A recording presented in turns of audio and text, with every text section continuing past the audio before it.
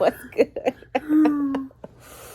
No, Best Man, Final Chapters, episode 5. Power. What's today's mathematics? Episode Power.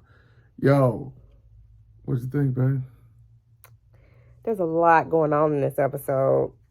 There's a lot. There's a lot going on in this episode. I gotta say, this series is very hard to comment on episodically. It's like soon as it ends, it's like It's stretching. Let you know when it's all over. So here's the thing. Me and Jay, we always do this. Normally, we watch an episode of something in a series, and we talk about it. And so we're just documenting instead of us just doing it privately. We document it. And so sometimes we have something to say, and sometimes we don't. Well, we ain't gonna document everything we do privately. You know what I'm saying? I'm just saying. I had to make her blush on camera real quick. Anyway. Love you, babe. Me too. Episode 5. I thought it was good. I thought it in. was New Year's Eve episode. Yeah. So a couple things. First thing, and we've seen this through a couple episodes, but Shelby and Quentin's daughter is ridiculously spoiled. Like that chick has like, I mean, wow, they are raising her to be. So, LJ, this was a big episode for LJ. I personally do not like the way he decided to come out. I think that him and ha-ha with his cousin in the moments that he has space to be able to tell his dad. Now, granted, I'm sure it's difficult. He did bring up to his dad that he doesn't want to play football, and yet his dad still had him watching football stuff. But for him to be like, oh, everybody knows and nobody cares, and then I'm just going to post it on social media and have his dad find out that way is a bit rough. It was bad, but I mean, he's a kid. Kids don't have great judgment. And he was in the moment, and they laughing and giggling about it. But in reality, that's a grown man conversation. And I mean, yeah, you want to live your life, but he's not even 18 a grown yet. Non-binary conversation. Yeah, it's a grown non-binary conversation that he shouldn't have scapegoat out of, and now he's experiencing what that looks like. Yeah. Especially with the type of father he has.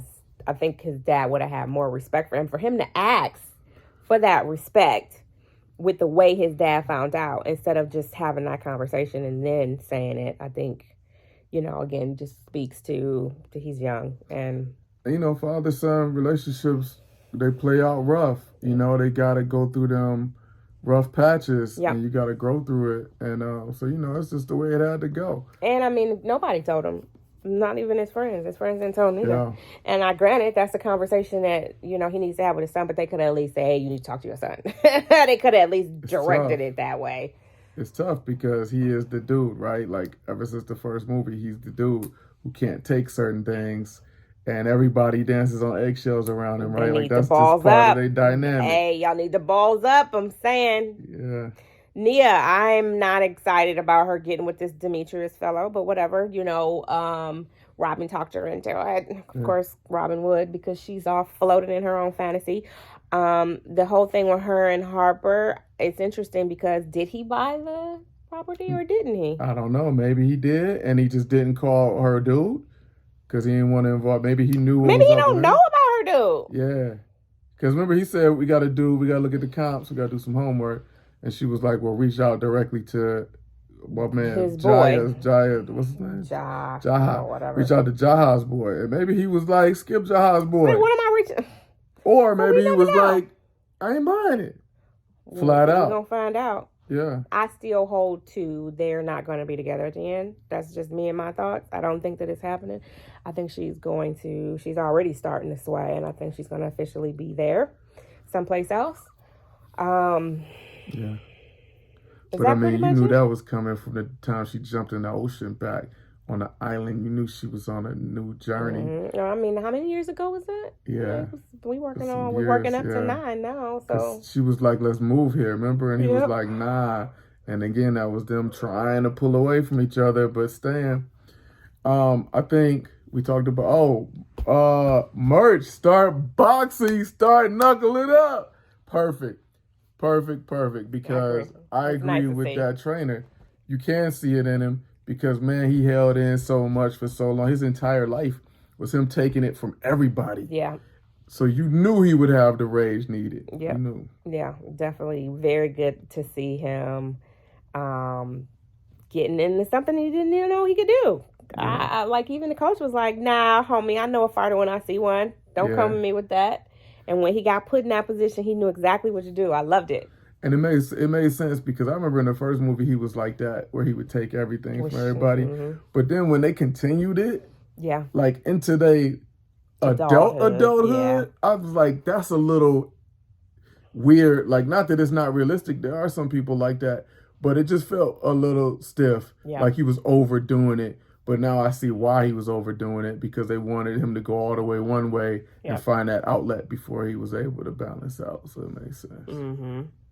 Candace and March had a really good time this episode, which was nice. But I think Candace felt, once we got to the end and saw her kids was kind of doing what they wanted to do, I think she felt bad about the fact that they went.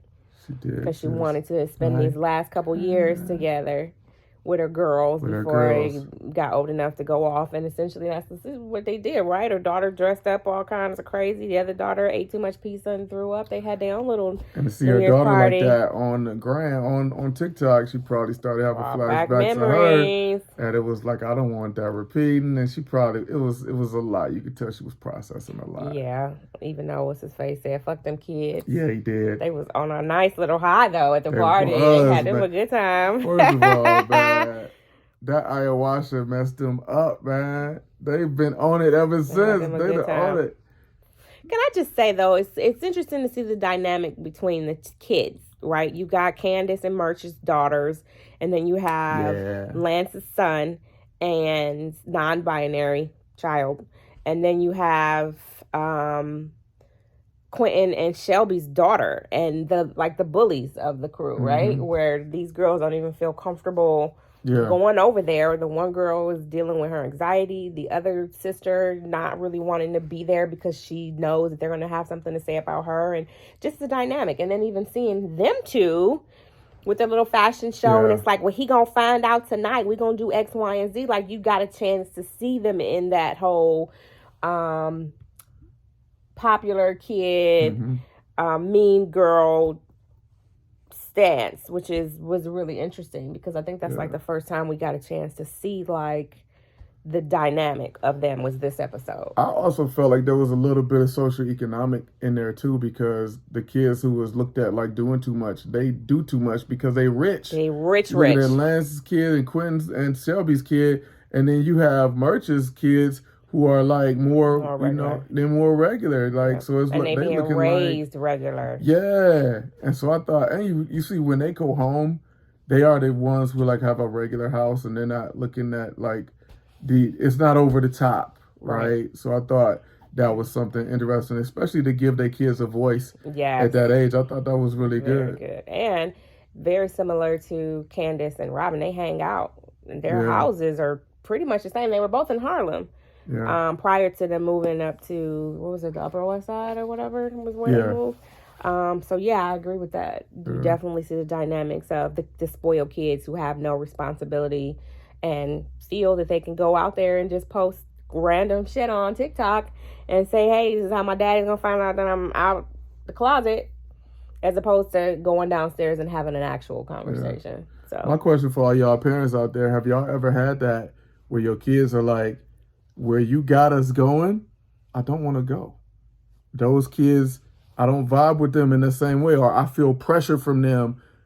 Whatever the story is, I don't really want to go where you trying to take me. I'd rather stay home.